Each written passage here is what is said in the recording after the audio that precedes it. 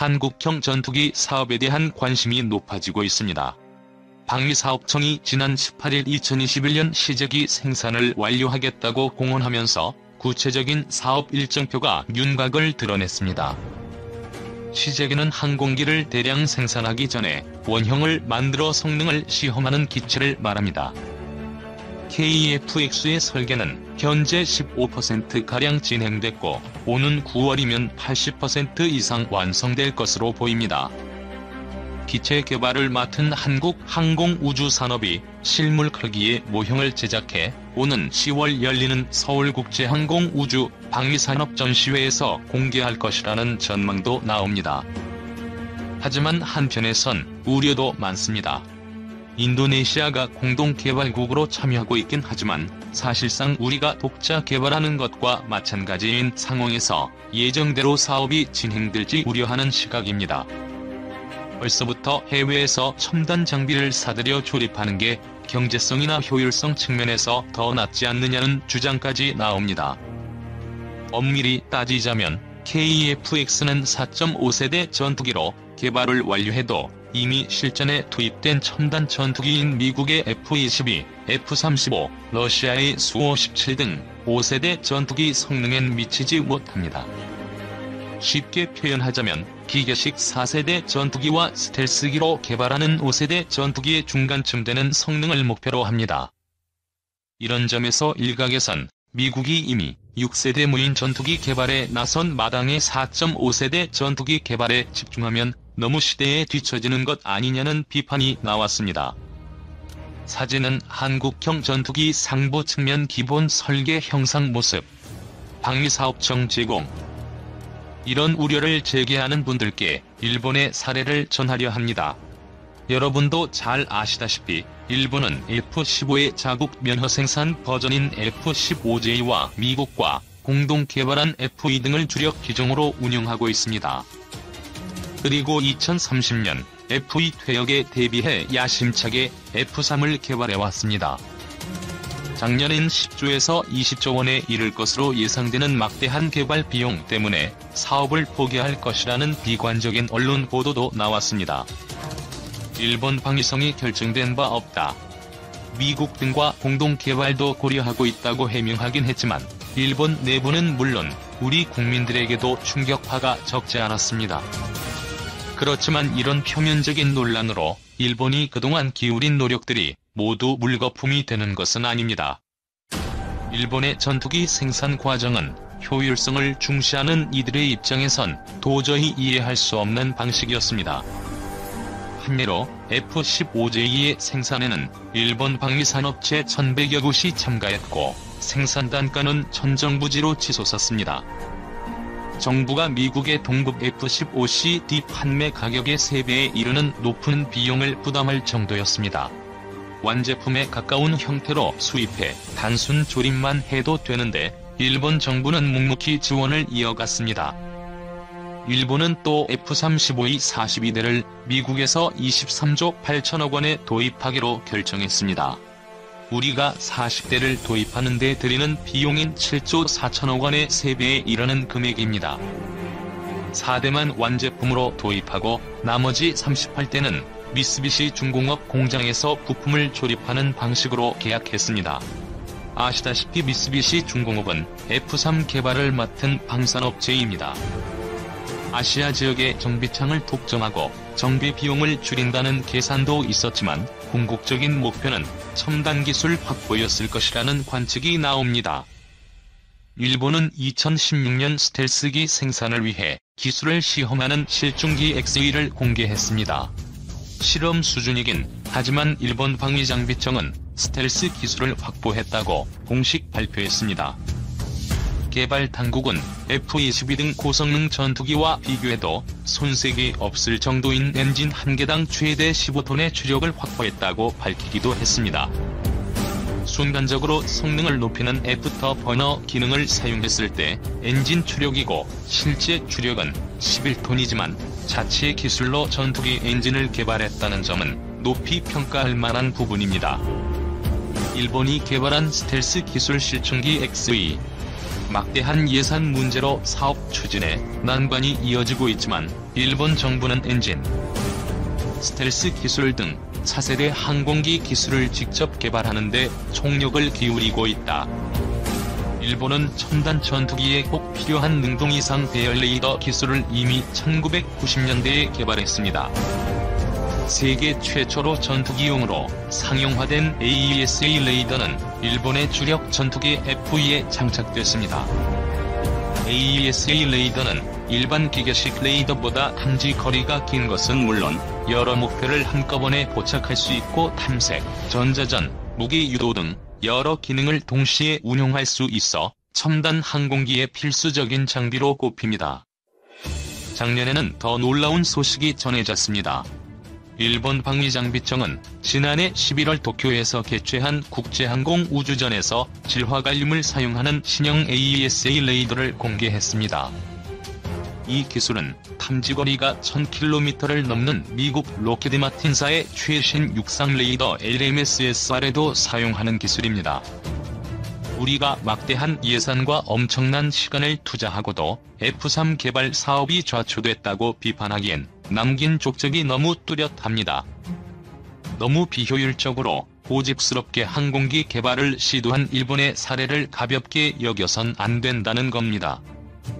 KEFX에는 8조 8천억 원의 막대한 예산이 투입됩니다. 2015년 사업을 시작해 이제 5년차를 맞았습니다. 2026년 6월 개발 완료를 목표로 하고 있지만 벌써부터 설왕설래가 많습니다.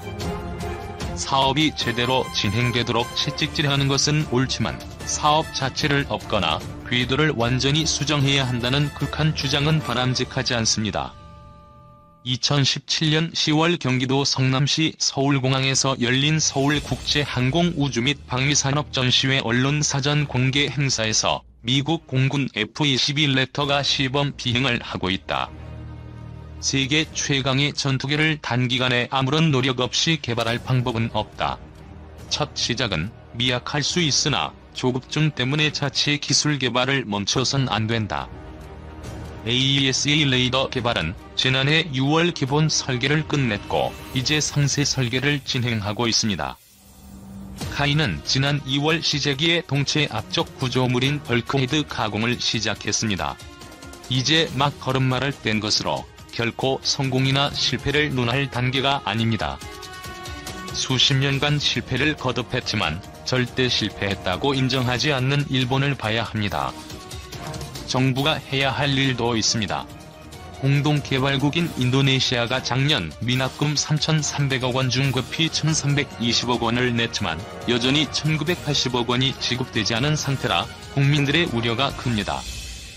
인도네시아 정부 관계자들이 지난 6일 직접 국방부를 찾아 사업 추진 의지를 드러냈다고 하지만 투자금 문제를 완벽히 해결하지 못한다면 해마다 잡음이 끊이질 않을 겁니다. 국민 신뢰를 높이려는 노력도 필요합니다. 국산 전투기 개발 야심 일달은 악재로 좌초하나. 국산 전투기, 국방 분야에서 이 단어만큼 달콤한 말은 찾아보기 힘들다. 현대 전쟁의 승패가 하늘을 장악할 수 있는 힘이 있는가에 달려있는 만큼 첨단 전투기를 확보하는 것은 각국 군대의 핵심 과제다. 그 중에서도 전투기를 자체적으로 만들어 운용하는 것은 국방 분야의 로망으로 꼽힌다. 자주 국방의 의지를 보여줄 수 있는 가장 좋은 무기인데다 첨단 기술 축적과 항공우주산업 생태계 구축 등의 효과가 있기 때문이다. 하지만 막대한 개발비와 생산비용, 기술적 장벽 등으로 전투기 개발 능력을 보유한 국가는 시간이 갈수록 줄어들고 있다. 우리나라도 인도네시아와 함께 2026년까지 한국형 전투기를 공동 개발한다는 목표를 세우고 연구 개발에 한창이다. 하지만 개발비 분담과 기술 이전 규모를 둘러싼 인도네시아와의 재협상, 무장 장착 준비 지연 등 악재가 겹치면서 당초 개발 계획에 먹구름이 들이우고 있다. 카이가 개발 중인 KEFX는 내부 무장창을 갖추지 않아 스텔스 성능이 제한된다. 방위사업청 제공. 현재 KEFX 개발 과정에서 핵심은 무장 통합이다. 항공무장은 대부분 미국이나 이스라엘 등 해외 수입에 의존하고 있어 항공기와 무장 통합에 필요한 기술 자료를 외국에서 획득하는 것이 중요하다. 문제는 미국제 무장 장착 관련 기술 자료 이전이 3년 전부터 난항을 겪었다는 데 있다. 국회 국방위원회 소속 더불어민주당 최재성 의원이 9일 방위사업청 등에서 제출받은 자료에 따르면 2015년 12월 한미 정부는 안보협력위원회를 열어 미국제 무장기술 자료 수출 문제를 논의했다. 이 회의에서 미국 측은 KF-X 시제기가 없어 미국제 무장기술 자료 수출 승인 검토는 불가능하다는 입장을 밝혔다. 한미 양측은 2016년 3월 실무회의를 갖고 미국 측이 크기나 무게 등이 포함된 물리적 기술 자료, 무장 항공기 통합 관련 정보가 담긴 기능적 기술 자료, 시험용 탄과 지원 장비 등을 단계적으로 제공하는 방안을 논의했다. 우리 정부는 같은 해 7월과 2017년 1에서 2월 한미 방산기술 전략협력체와 SCC 등을 통해 KF-X 무장 통합에 대한 미국 측의 협조를 거듭 요청. 2016년 11월에서 2017년 12월에 걸쳐 미국제 무장의 물리적 기술 자료에 대한 미국 정부 수출 승인 절차를 완료했다. 하지만 미국 방부 안보협력국은 지난 2월 우리 측에 서한을 보내 KF-X 시제기가 없어 기능적 기술 자료 수출 승인을 불가하다며 다만 한국 측이 상세 설계, 기준 설정 시 제공 가능한 기술 자료의 수출 승인을 검토하는 것은 가능하다는 입장을 밝혔다. KF-X 개발 업체인 한국항공우주산업이 상세 설계에 들어간 시점은 지난 7월. 한미 양측은 지난 5에서 7월 방산기술협력위원회 한미통합국방협의체 SCC를 잇따라 열어 KF-X 상세 설계 기준에 준해 기술 자료를 확보하는 방안을 논의했으나 결론을 내리지 못했다. 결국 지난 8월 한미 정부와 방산업체 등이 참여한 실무회의에서 KF-X 상세 설계에 필요한 기술 자료를 선별, 미국 정부 보증에 의한 대외군사 판매 방식 대신 상업 구매로 우선 추진키로 합의했다. 상업 구매 방식을 택해도 미국 정부의 승인 등 관련 절차가 필요한 만큼 실제 기술 자료 획득에는 시간이 걸린다. 방사청은 독일제 아이리스-T 단거리 공대공 미사일, 영국제 미티어 중거리 공대공 미사일 체계 통합으로 개발 일정을 맞춘다는 입장이나 2021년 출고될 KF-X 시제 1호기에 미국제 무장 통합이 완전히 가능할지는 미지수다. 2026년까지 다기능 이상 배열 레이더 등 국산 전자장비와 미국제, 유럽제, 국산 무장을 통합하는데 주어진 시간은 5년. 사소한 결함이라도 발생하면 전체 개발 일정의 차질이 우려된다. 미국제 무장 통합 문제에 대해 미국 측의 입장은 일관됐다. KF-X 시제기가 있어야 기술 자료 제공이 가능하다는 것이었다. 방위사업청도 이 문제를 알고 있었다.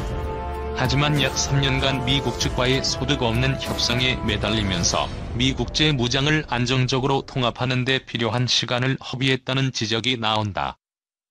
한국 공군 F-35의 1호기가 미국 텍사스주 포트워스 상공을 날고 있다. 방위사업청 제공. 미국제 무장 통합 문제가 봉합 국면에 접어들자 이번엔 인도네시아 리스크가 터졌다. 지난달 21일 위란토 인도네시아 정치법률 안보조정 장관은 인도네시아 정부가 차세대 전투기 개발 참여 조건을 재협상하기로 했다고 밝혔다. 한국과 인도네시아는 2026년까지 KF-X-IF-X를 개발, 생산하는 방안을 추진해왔다. 인도네시아는 전체 개발비의 20%인 1조 7천억 원을 투자하는 대신 시제기 1대와 각종 기술 자료를 이전받은 뒤 차세대 전투기 50대를 인도네시아에서 생산할 계획이었다. 하지만 인도네시아는 지난해와 올해 상반기 사업 분담금 등 2,380억 원을 한국 정부에 지급하지 않아 중도하차 우려가 제기됐다.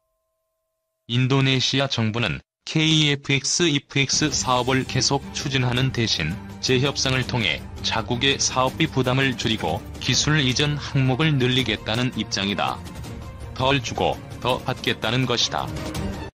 14일 경기 성남 서울공항에서 열린 서울국제항공우주 및 방위산업 전시회 프레스데이 행사에서 한국형 전투기의 실물 모형이 공개되고 있다. 8조 원이 넘는 개발비가 투입되는 한국형 전투기 사업이 시작 단계부터 삐걱거리고 있다. 2016년 1월 개발이 시작돼 지난해 6월 기본 설계가 완료된 KF-X는 하드웨어와 소프트웨어 상세 설계를 마무리하고 부품 제작이 진행 중이다. CJ 1호기는 2021년 상반기에 출고된다. 이어 2022년 상반기 비행시험을 시작해 2026년까지 개발을 완료할 예정이다. 표면적으로는 개발 작업이 순조롭게 진행 중인 것처럼 보이지만 물밑에서는 첫 단추를 잘못 끼웠다는 우려가 증폭되는 실정이다. KF-X에 장착할 공대공, 공대지 무장을 기체와 통합하는 문제는 난항을 겪고 있다. 레이더를 피하는 스텔스 기능도 KF-X 개발 주체인 한국항공우주산업과 방위사업청의 예상을 밑돌 가능성이 제기된다. KF-X 개발 과정에서 가장 심각한 문제는 무장 통합이다. 바른미래당 김중로 의원이 최근 방위사업청에서 제출받은 자료에 따르면 방사청은 미국제 공대공 미사일 2종과 공대지 미사일 및 폭탄 등을 미국 정부에서 대외 군사 판매 방식으로 확보하기로 하고 과거 구매 가격 등을 근거로 1,560억 원을 책정했다. 개발 중인 KF-X에 미국제 무장을 장착하려면 기술 자료와 시험탄 구매가 필요하다. 그러나 방사청은 미국으로부터 관련 정보를 확보하지 못해 소요 비용을 산정하지 못했다며 관련 비용을 포함하지 않았다. 실제 소요 비용과 방사청이 책정한 예산에 차이가 발생한 것이다. 미국이 정보 제공을 하지 않고 관련 자료 수출 승인도 지연하자 방사청은 미국제 AIM-120 중거리 공대공 미사일과 AIM-9X 사이드와 인도 단거리 공대공 미사일을 체계 통합 대상에서 제외했다. 대신 330억 원을 투입해 유럽 MBDA 미티어 중거리 공대공 미사일과 독일제 AIM-2000 단거리 공대공 미사일을 KF-X에 통합기로 결정했다. 공대지 무장은 더 심각하다. 통합 직격탄은 제작사인 보잉과 카이가 지난 4월 협의를 통해 미국 정부 수출 승인과 기술 자료 확보가 가능하다는 점을 확인한 수준이다. GBU-12 페이브 유도 폭탄과 CBU-105 확산탄의 KF-X 장착 여부는 여전히 불확실하다. 심지어 AGM-84L과 AGM-88이 공대지 미사일은 성능 개량 진행 중이라는 이유로 제외됐다. 방산업계 관계자는 레이시온을 비롯한 미국 업체들은 미국 정부 수출 승인부터 받아오라는 입장인 것으로 안다고 전했다. 국방과학연구소가 개발 중인 장거리 공대지 미사일은 탐색 개발 단계다. 현재 시점에서 KF-X 탑재가 확실한 무장은 MK-82 일반 폭탄과 KGB 정도다. 이대로라면 장거리 지상 타격 능력은 없는 셈이다. 공대지 무장 공백은 심각한 문제를 초래할 수 있다. 항공우주 분야 전문가들의 말에 따르면 실전 배치된 전투기와 미사일을 결합하는 것은 2에서 3년 정도의 시간이 소요된다. 기존 미사일을 개발 중인 전투기에 체계 통합하는 데는 3년 안팎이 걸린다. 개발 중인 전투기와 미사일을 상호 결합하는 과정에 소요되는 시간은 추정조차 불가능하다. 어떤 문제가 발생할지 알 수 없기 때문이다. ADD가 개발 중인 장거리 공대지 미사일은 2028년에 개발이 완료된다. 그마저도 가망인증 등의 절차를 거쳐 KF-X에 장착하려면 추가로 시간이 소요돼 실전 배치 시점을 추정조차 어렵게 한다. 2022년 상반기로 예정된 KF-X 비행시험 일정을 감안하면 공대지 미사일 체계 통합 작업은 지금 당장 착수해도 시간이 부족한 실정이다. 미국과의 협의 결과를 기다리면서 공대공 미사일 사례처럼 유럽 또는 이스라엘제 항공무장 장착을 검토해 KF-X의 기본 전투 능력을 확보할 필요가 있다는 지적이 제기되는 대목이다. 하지만 방사청이 지난 6월 제7차 KF-X 자문위원회에서 보고한 자료에는 미국 무장에 대한 체계 통합 일정과 미국 정부 수출 승인 현황 등을 고려한 KF-X 무장체계 통합 추진 방안을 결정한 후 추진 중이라는 언급만 있을 뿐 별도 대책은 포함되지 않았다. 점진적인 성능 개량을 통한 개발 전략을 추구한다고 해도 북한군 방공망으로부터 조종사 안전을 보장하면서 지상 표적을 타격할 수 있는 장거리 공대지 미사일 운용 능력을 갖추는 것은 필수적이다. 40여 년 전에 개발된 F-16보다도 무장 능력이 떨어지는 KF-X를 반길 조종사는 없다. 성능이 검증돼 일선에서 쓰이는 제3국의 장거리 공대지 미사일 장착을 서둘러 추진해야 한다는 목소리가 나오는 부분이다.